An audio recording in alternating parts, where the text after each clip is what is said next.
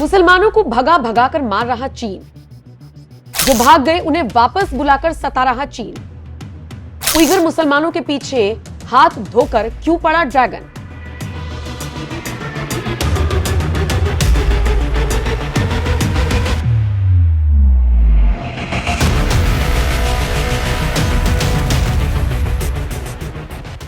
नमस्कार। एक तरफ दुनिया के कई देशों में मुसलमानों ने जंग छेड़ रखी है। कहीं यहूदियों से, कहीं शिया सुन्नी आपस में लड़ रही हैं।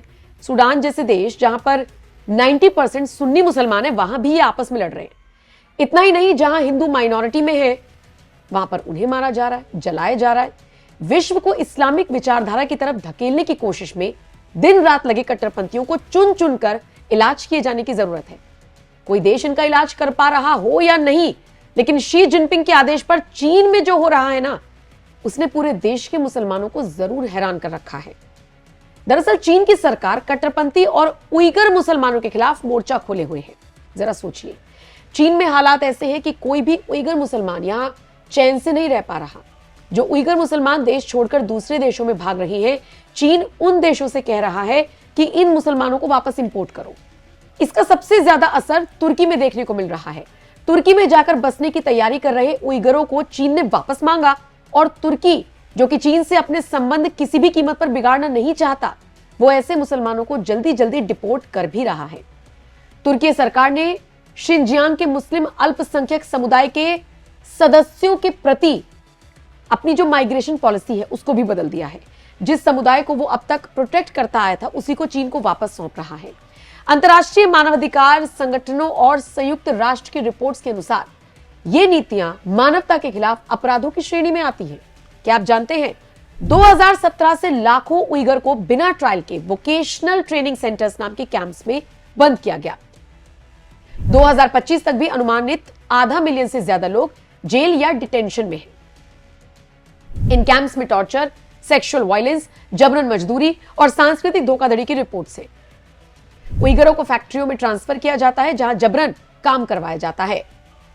यह कॉटन, मिनरल्स और अन्य इंडस्ट्रीज से जुड़ा है जो ग्लोबल सप्लाई चेन को प्रभावित करता है। मस्जिदों को नष्ट करना, उइगर भाषा और संस्कृति पर प्रतिबंध, जबरन स्टेरिलाइजेशन और बर्थ कंट्रोल से जन्म दर कम की जा रही है। उइगर कलाकारों, विद्वानों और धार्मिक नेताओं को एक्सट्रीमिज्म के आरोप में जेल में रखा जा रहा है। हाईटेक निगरानी, परिवारों का अलगाव और विदेश में रहने वाले उइगरों पर भी दबाव बनाया जा रहा है। Amnesty, human rights watch, UN की रिपोर्ट कहती है कि दमन लगातार जारी है। अमेरिका और कुछ देश इसे जेनोसाइड कहते हैं। यूएन ने 2022 में क्राइम्स अगेंस्ट ह्यूमैनिटी से कहा। 2025 में भी कोई जवाबदेही नहीं हुई। हालांकि इन हालातों पर चीन का पक्ष क्या है, जानते हैं आप?